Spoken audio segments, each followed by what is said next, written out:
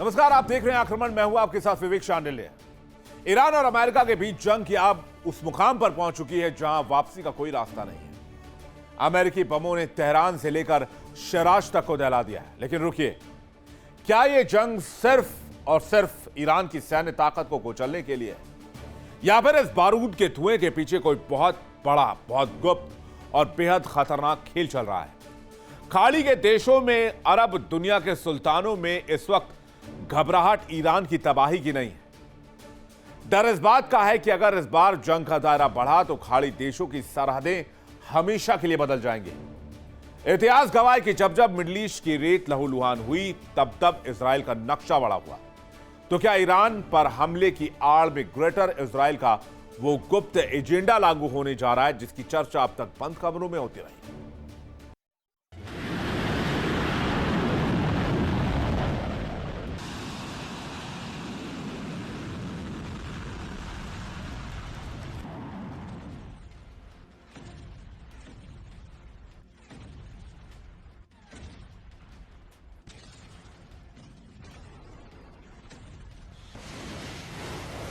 मध्य पूर्व की तपती रेत का एक ही नियम है, यहाँ फैसले कागज की कलम से नहीं, बारूद की नली से होते हैं।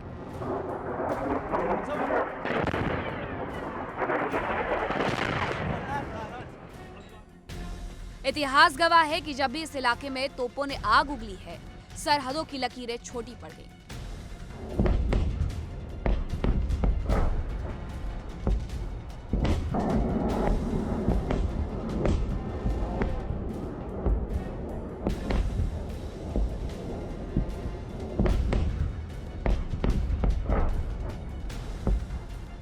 जरा इतिहास के पन्नों को पलटिए।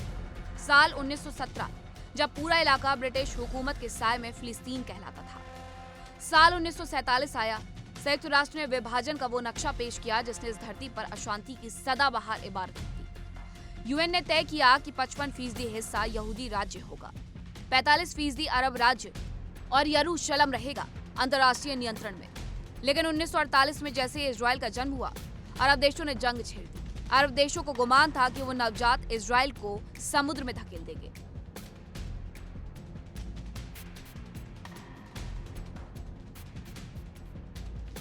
लेकिन जब जंग की धूल थमी तो दुनिया दंग रह गई। इजराइल ने न सिर्फ अपनी रक्षा की, बल्कि संयुक्त राष्ट्र के तय नक्शे से कहीं ज्यादा जमीन पर कब्जा कर लिया।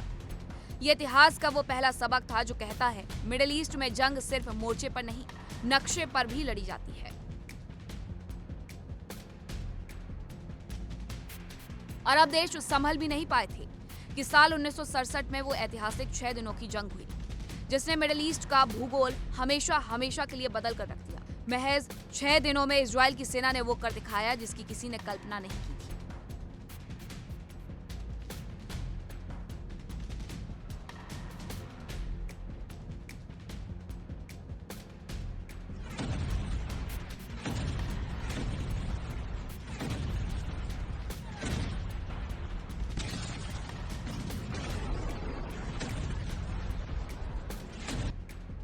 गाजा पट्टी, वेस्ट बैंक, पूर्वी यरूशलम, गोलान हाइट्स और इजिप्ट का पूरा सिनाई प्रायद्वीप, सब कुछ इजराइल के कब्जे में था। एक झटके में इजराइल का आकार 3 गुना बढ़ गया। अरब देशों की हेकड़ी हवा हो गई।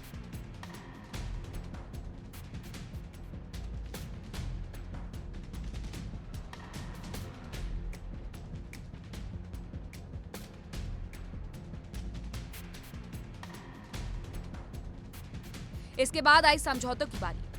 1993 से 1955 के बीच ओस्लो समझौते हुए। कहने को शांति समझौता था, लेकिन चालाकी देखिए। वेस्ट बैंक को 3 टुकड़ों में बांट दिया गया। एरिया ए फिलिस्तीनी प्रशासन के पास रहेगा, एरिया बी फिलिस्तीन और इजराइल के साझा नियंत्रण में रहेगा, और एरिया सी जिस पर पूरी तरह इजराइल की फौज का कब्जा रहेगा।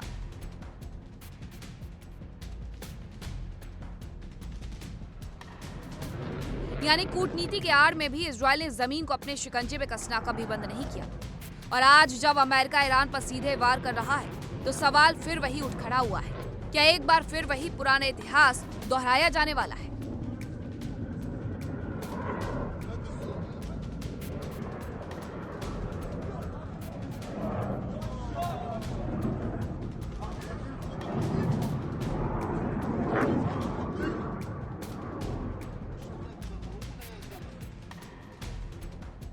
आखिर अरब दुनिया में इस वक्त इतनी खलबली क्यों है?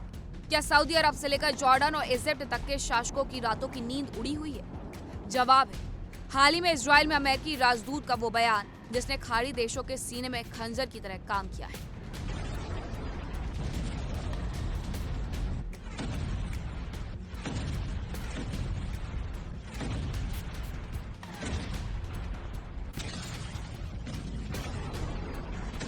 जैसे ही ग्रेटर इजराइल यानी महा इजराइल का नाम हवा में गूंजा, अरब की कूटनीति के होश उड़ गए। क्या ग्रेटर इजराइल सिर्फ एक धार्मिक नारा है या फिर ये वॉशिंगटन और तेल अवीव की उस गुप्त रणनीति का हिस्सा है जिसे इस महाजंग के जरिए अंजाम दिया जाना है?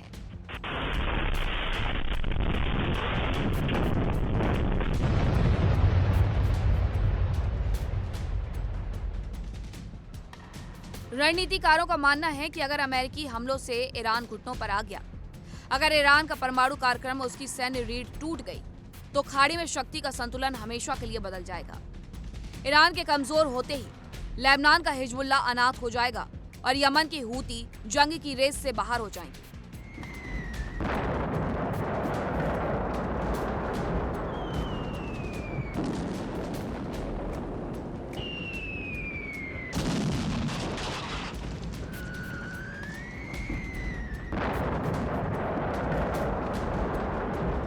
और जब ये प्रतिरोध का धड़ा यानी एक्सेस ऑफ रेजिस्टेंस खत्म हो जाएगा, तब शुरू होगा सरहदों को फिर से खींचने का असली खेल।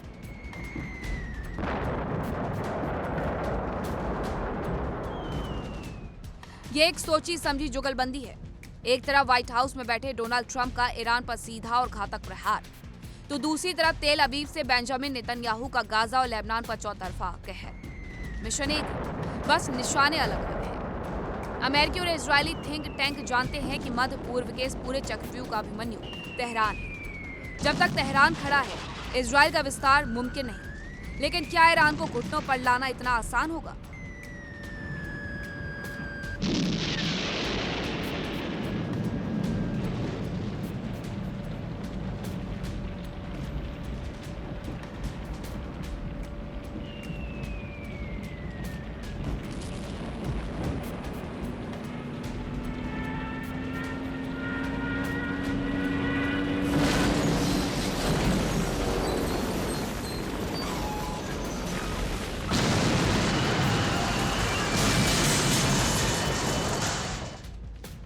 इतिहास गवाह है, ईरान वो योद्धा है जिसने सदियों से फारस की सल्तनत के गौरव को जिंदा रखा है।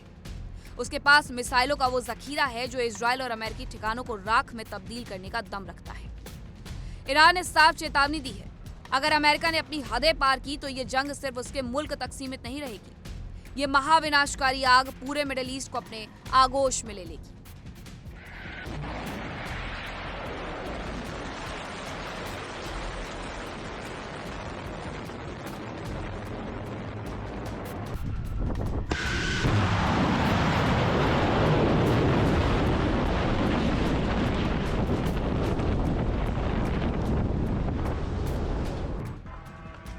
तो क्या हम मानव इतिहास के सबसे बड़े भौगोलिक बदलाव के मुहाने पर खड़े हैं? क्या तेल के कुओं, रेगिस्तानों और प्राचीन सभ्यताओं से सजी इस धरती पर नए देश बनने वाले हैं और पुराने देशों का नामो निशान मिटने वाला है?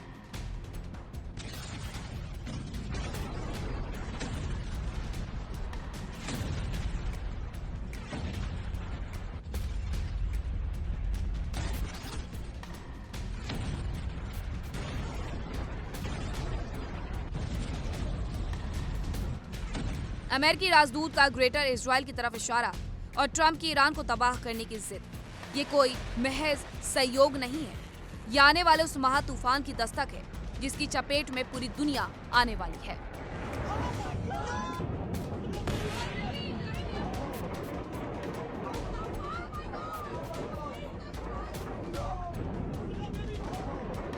याद रखिए, जब मिडिल ईस्ट की रेत में खून बहता है तो उसकी तपिश पूरी दुनिया महसूस करती है। तेल की कीमतें आसमान छूने लगेंगी, वैश्विक अर्थव्यवस्था चरमरा जाएगी और शायद हम तीसरे विश्व युद्ध की दहलीज को पार कर जाएंगे।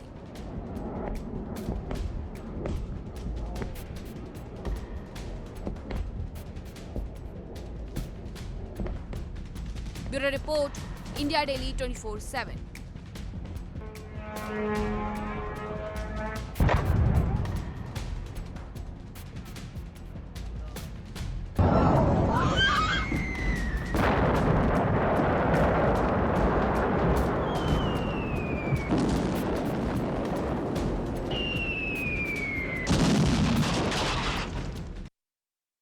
होर्मुज के बाद अब आंसुओं के दरवाजे पर ईरान के गब्बर का कदर शुरू होने वाला है।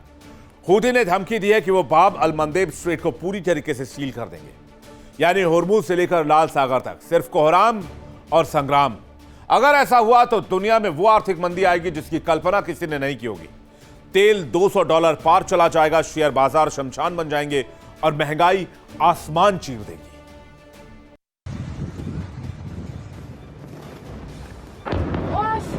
Охуеть.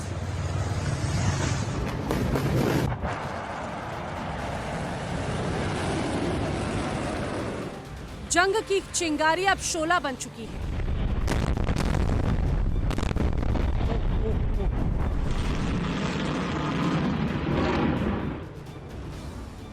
अमेरिका और ईरान के बीच सीधी भिड़ंत के बाद स्ट्रेट ऑफ हॉर्मुज मौत का कुआं बन चुका है।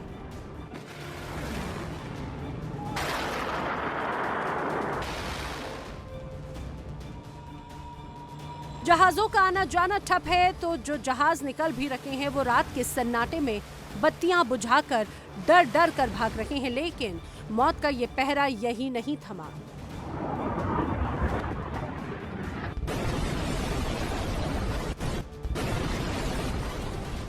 इस भयंकर तनाव के बीच कच्चे तेल की कीमतें लगातार बढ़ती जा रही हैं, लेकिन आग में घी डालने का काम किया है ट्रंप के एक बयान ने। ट्रंप ने ऐलान कर दिया कि इस रास्ते से गुजरने वाले हर जहाज से अमेरिका 20% टैक्स वसूलेगा, लेकिन बाद में अपने बयान से पलट गए।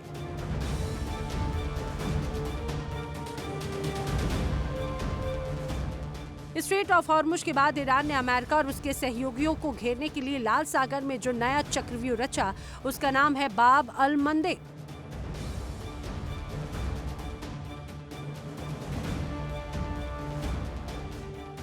अरबी भाषा में इसका नाम है आंसुओं का दरवाजा, और यकीन मानिए इस रास्ते के बंद होते ही पूरी दुनिया के आंसू निकलने वाले हैं।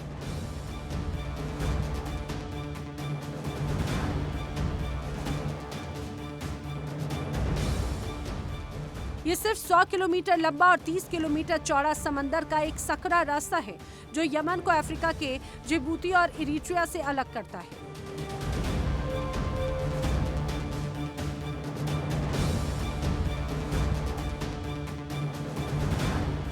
एशिया से जितना भी माल, जितना भी तेल यूरोप जाता है, उसे स्वेज नहर पहुंचने के लिए इसी आंसुओं के दरवाजे से गुजरना पड़ता है।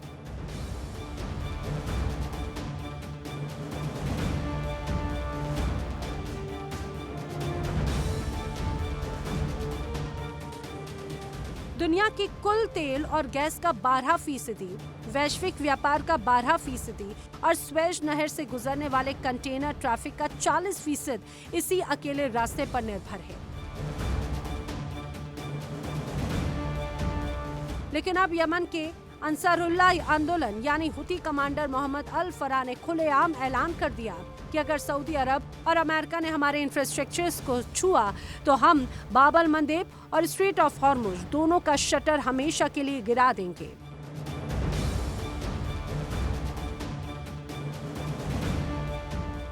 हुती और ईरान की इस जुगलबंदी ने ग्लोबल शिपिंग की कमर तोड़ दी।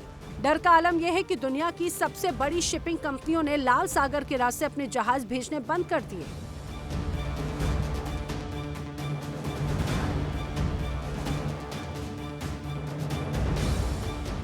अब जहाजों को हजारों किलोमीटर का लंबा चक्कर लगाकर अफ्रीका के दक्षिणी सिरे कैप ऑफ गुड होप में घुमाकर जाना पड़ता है।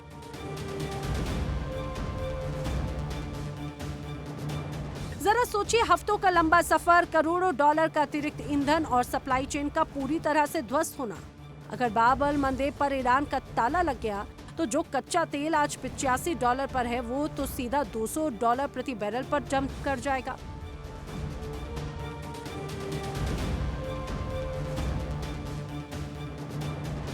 और $200 का मतलब समझते हैं आप? भारत समेत पूरी दुनिया में हाहाकार।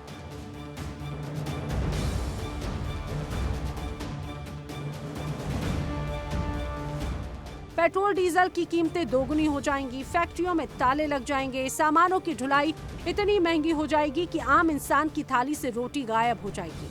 शेयर बाजार ताश के पत्तों की तरह ढह जाएंगे और दुनिया एक ऐसे कयामत वाले मंदी के दौर में चली जाएगी जिससे निकलना नामुमकिन होगा।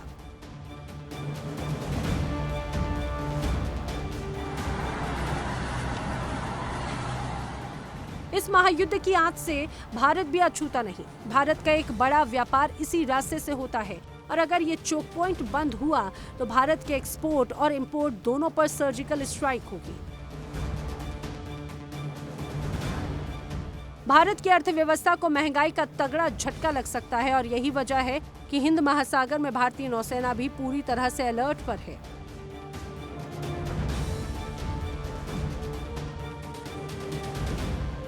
अभी तक ईरान ने सिर्फ स्ट्रेट ऑफ हॉर्मुज को बंद करने की धमकी देकर दुनिया की सांसें रोक रखी थी, लेकिन अब बाबल मंदेब पर नकेल कसकर पूरी दुनिया का गला घोटने की तैयारी में है। एक तरफ गरजती मिसाइलें हैं, दूसरी तरफ ड्रोन की बारूदी बारिश, तोपों की गड़गड़ाहट और बीच में फंसी है दुनिया की अर्थव्यवस्था। अगर सुपर पावर अमेरिका और ईरान के बीच ये टकराव नहीं रुका तो लाल सागर बहुत ही जल्द लाल लहू का समंदर बन जाएगा।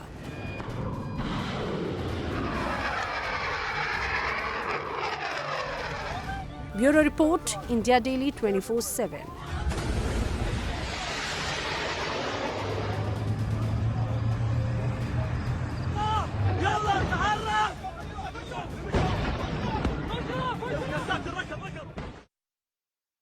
क्या पुतिन और शी जिनपिंग के चक्रव्यूह में फंसकर अमेरिका का हाल भी 1945 के जापान और जर्मनी जैसा होने वाला है?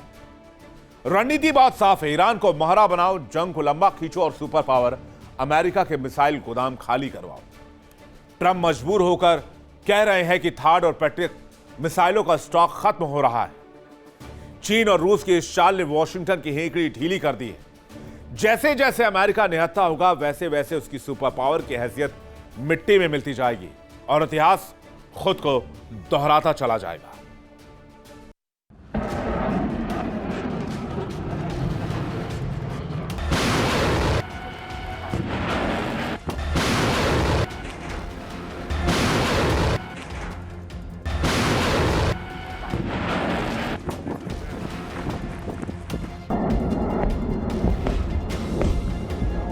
जिसे अपनी ताकत का गुमान था, जो पूरी दुनिया को अपनी उंगलियों पर नचाता था, आज वो महाबली दुनिया के सबसे बड़े रण क्षेत्र में हाँफ रहा है। अपनी चौधराहट के दम पर पूरी दुनिया पर हुक्म चलाने वाला अमेरिका आज अपनी ही जंग में बुरी तरह फंस चुका है।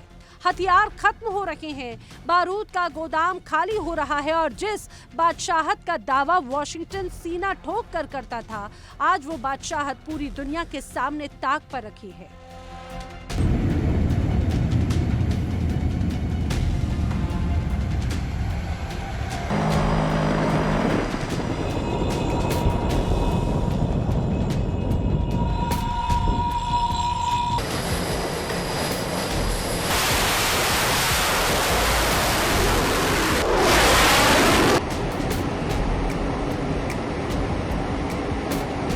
कल तक ईरान को हलवा समझने की भूल करने वाले डोनाल्ड ट्रंप को 3 दिन में तारे दिखाई देने लगे। जो डोनाल्ड ट्रंप ईरान को नक्शे से मिटाने और उसे घुटनों पर लाने की हुंकार भर रहे थे, आज वही ट्रंप बगले झांकने पर मजबूर हैं, क्योंकि ईरान चट्टान की तरह अड़ा हुआ है, डटा हुआ है और महाबली की हर धमकी का जवाब मिसाइलों की गड़गड़ाहट से दे रहा है।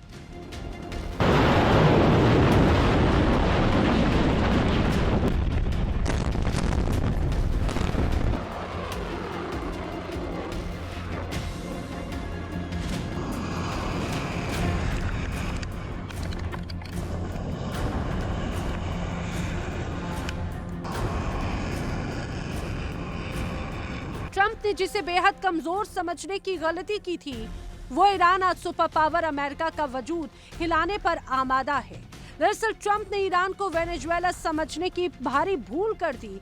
उन्हें लगा कि प्रतिबंधों के दम पर वो तेहरान को झुका देंगे, लेकिन वो भूल गए कि इस बार बिसात पर मोहरे खुद बीजिंग और मॉस्को ने सजाए हैं।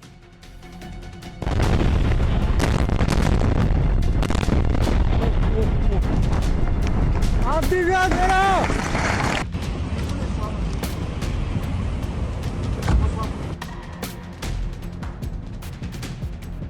शी जिनपिंग और पुतिन ने कूटनीति की ऐसी चाल चली कि ट्रंप आज मझधार में फंस चुके हैं। चीन और रूस को ईरान के रूप में एक ऐसा अचूक और घातक मोहरा मिल गया जिसने अमेरिकी रडार को पूरी तरह से फेल कर दिया है। पुतिन की रणनीति और शी जिनपिंग की शह पर ईरान आज अमेरिका के सामने सीना ताने खड़ा है। ये रूस और चीन का वो चक्रव्यूह है जिसमें अमेरिका एक बार फिर जो उलझता हुआ नजर आता है तो चाहकर भी बाहर नहीं निकल पा रहा।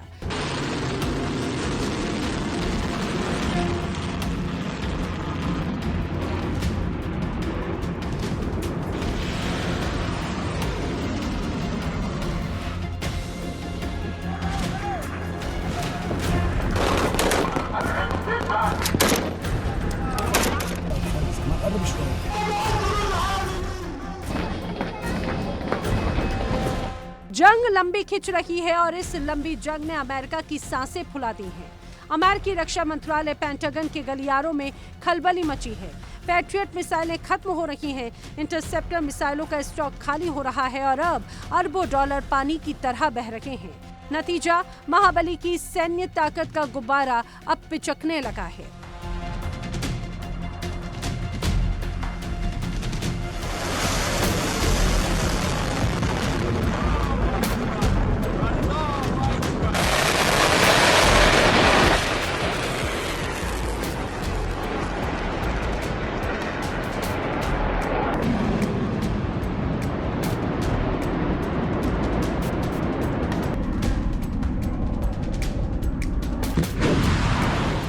तनाव इतना बढ़ चुका है कि जो अमेरिका कभी मिडिल ईस्ट का सबसे बड़ा ठेकेदार बनता था, आज वही चौधरी चुपके चुपके अरब की धरती से अपना बोरिया बिस्तर समेटने में जुट गया। अमेरिकी सेना धीरे धीरे पीछे हट रही है क्योंकि उसे समझ आ गया है कि इस अनंतहीन दलदल में पैर धसाए रखना अब उसके बस की बात नहीं रही। तो क्या दुनिया का सबसे ताकतवर मुल्क 1945 के जापान और जर्मनी की राह पर चल पड़ा है? क्या चीन और रूस ने मिलकर अमेरिका के लिए एक ऐसा जंगी जाल बुन दिया जिसमें फंसकर सुपर पावर का वजूद ही दांव पर लग गया है? मीडिया रिपोर्ट से खुलासा किया है कि ईरान से लड़ते लड़ते अमेरिका का हथियारों का जखीरा खतरनाक स्तर तक खाली हो चुका है। अमेरिका की सबसे भरोसेमंद हवाई ढाल यानी कि थर्ड बैलिस्टिक मिसाइल इंटरसेप्टर का स्टॉक घटकर आधा रह गया है और यही हाल पैट्रियट एयर डिफेंस इंटरसेप्टर का भी है, वो भी 50% खाली हो चुके हैं। इतना ही नहीं, समंदर से तबाही मचाने वाला टॉमहॉक क्रूज मिसाइलों का 30% हिस्सा बारूद बनकर उड़ चुका है।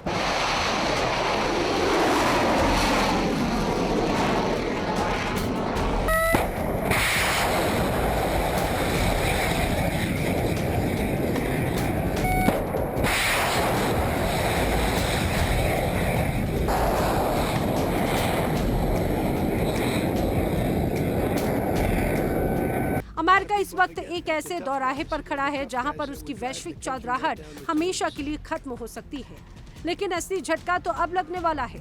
साल 2026 में अमेरिका के पास एक भी नई थर्ड इंटरसेप्टर मिसाइल की डिलीवरी शेड्यूल नहीं है।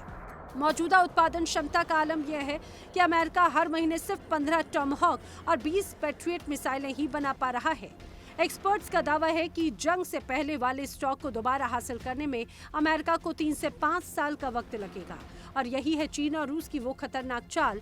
चीन और रूस जानते हैं कि अमेरिका जितना ज्यादा ईरान के दलदल में अपनी मिसाइलें फूकेगा, उसकी रीढ़ उतनी ही कमजोर होगी। अगर कल को ताइवान के मोर्चों पर चीन ने या दक्षिण कोरिया के मोर्चे पर उत्तर कोरिया ने कोई बड़ा युद्ध छेड़ दिया तो अमेरिका के पास उनसे लड़ने के लिए मिसाइलें बचेंगी ही नहीं। दूसरे विश्व युद्ध से पहले जर्मनी और जापान दुनिया को मुट्ठी में रखने का ख्वाब देखते थे, लेकिन 1945 आते आते वो बर्बाद हो गए। आज ठीक वही इतिहास खुद को दोहराने की दहलीज पर है। ये सिर्फ एक युद्ध नहीं, ये अमेरिकी साम्राज्य के पतन का शंखनाद है। अमेरिका का एक ध्रुवीय चौधराहट अब इतिहास के पन्नों में तबाही की इंतहा, बर्बादी का समंदर, लेकिन रूस यूक्रेन जंग रुकने का नाम नहीं ले रहा।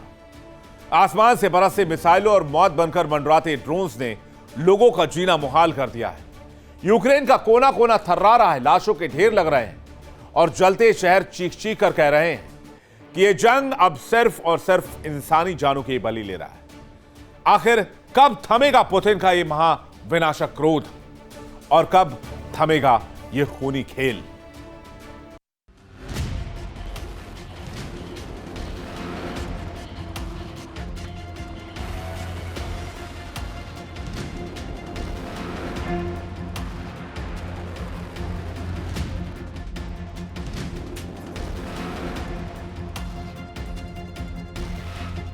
रूस की मिसाइलों ने तांडव मचा रखा है। यूक्रेन की जमीन धमाकों से धधक रही है। आसमान में मौत बनकर मंडराते रूसी ड्रोन और नीचे डर के साए में सिमटी आम जिंदगी। जमीन पर गोला बारूद बरस रहा है और हर धमाके के साथ उजड़ रही है उम्मीदें। यूक्रेन के शहर कीव से खारकीव तक एक बार फिर से निशाने पर है। बिजली, घर, पानी की सप्लाई, अस्पताल यानी जिंदगी की बुनियादी जरूरतें सब पर सीधे वार। रातें अब सिर्फ अंधेरी नहीं बल्कि डर से भरी हुई है।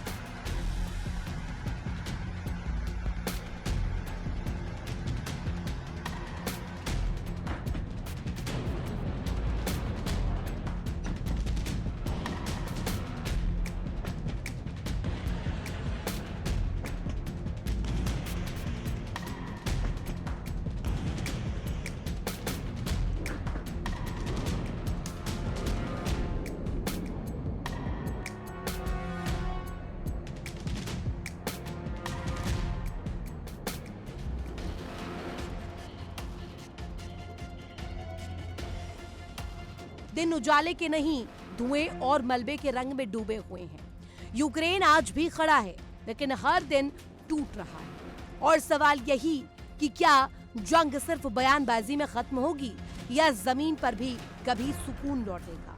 क्योंकि फिलहाल यूक्रेन में जंग जारी है। रूस और यूक्रेन की जंग ने एक बार फिर से खौफनाक मोड़ ले लिया है। लंबी दूरी के ड्रोन, बैलिस्टिक मिसाइलें और सीधा निशाना यूक्रेन का एनर्जी सिस्टम ध्वस्त हो चुके हैं। इन 4 साल से ज्यादा के वक्त में राजधानी कीव, खारकीव, ओडेसा और कई बड़े शहर अंधेरे में डूब गए। पावर प्लांट्स बंद हो गए, सब स्टेशन तबाह हो गए, ट्रांसफार्मर और टरबाइन राख में बदल गए।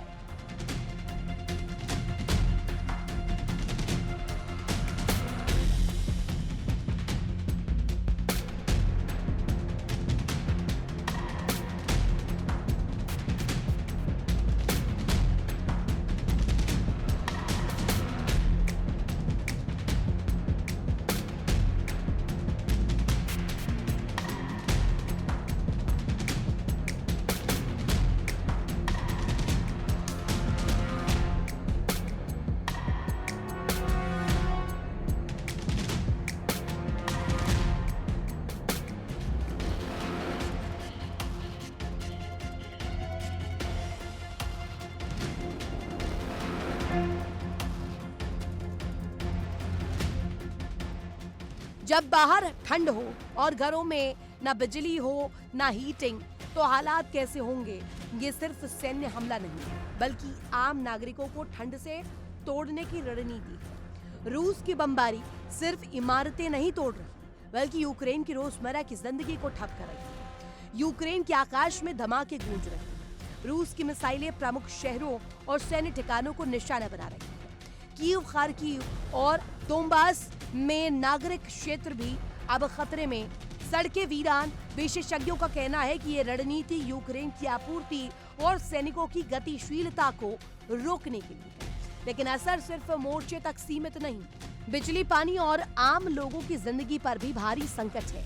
यानी 4 साल से ज्यादा की ये जंग नया दौर यूक्रेन के लिए एक नई चुनौती बन चुका है। लंबे वक्त की लड़ाई में अनगिनत धमाके, टूटते शहर, बिछड़ते परिवार, क्या यह जंग यूक्रेन के लिए काल बन चुकी है या अब भी उम्मीद बाकी है? फरवरी 2022 में जब रूस ने यूक्रेन पर सैन्य हमला शुरू किया तब दुनिया को लगा था कि यह युद्ध कुछ हफ्तों में सिमट जाएगा।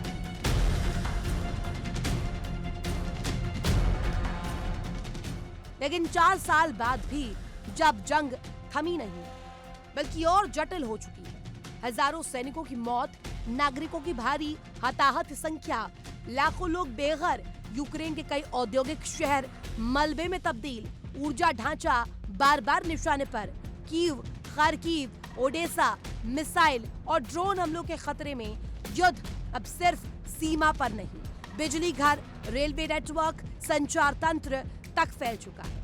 पूर्वी और दक्षिणी इलाकों में भीषण लड़ाई, ड्रोन युद्ध ने तस्वीर बदल दी है। आर्टिलरी, लंबी दूरी की मिसाइलें और खाइयों में जमे सैनिक जंग 21वीं सदी की तकनीक बन चुकी है।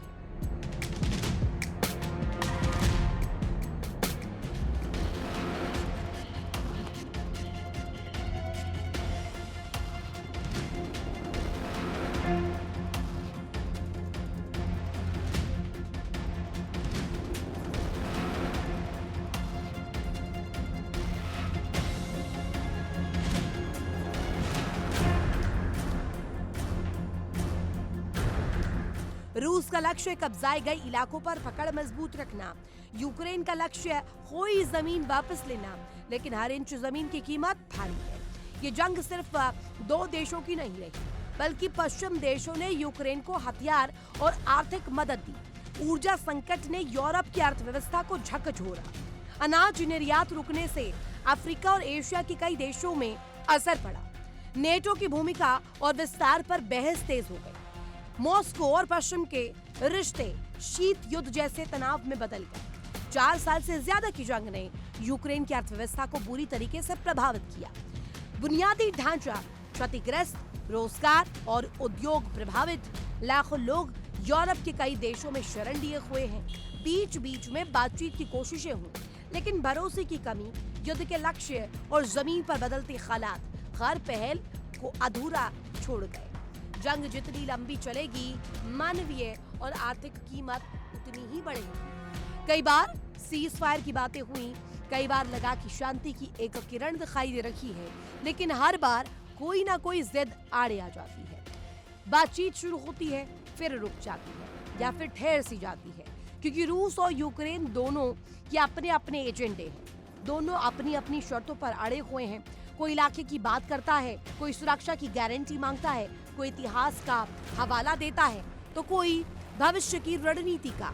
और इसी टकराव के बीच जैसे ही मौका मिलता है, एक दूसरे को सबक सिखाने के नाम पर फिर से हमला कर दिया जाता है।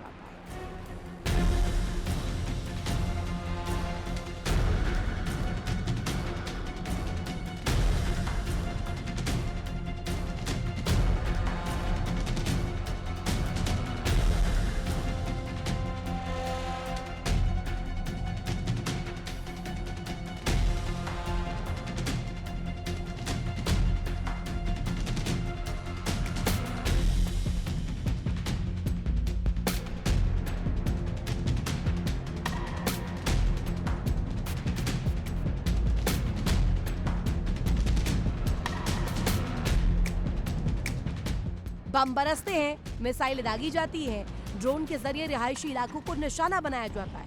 नतीजा मौत का तांडव। ये सिर्फ 2 देशों की लड़ाई नहीं रही, ये सत्ता, प्रभाव और साजिशों का एक नया भयानक खेल बन चुका है। इस महायुद्ध में लाखों लोगों की जानें युद्ध की भेंट चढ़ चुकी है। देखिए इंडिया डेली 24/7 अब आपकी स्मार्ट टीवी पर। इंडिया डेली मौजूद है सभी डिजिटल प्लेटफॉर्म पर लाइव और लगातार। इंडिया डेली 24/7 हर दिन राष्ट्र को समर्पित।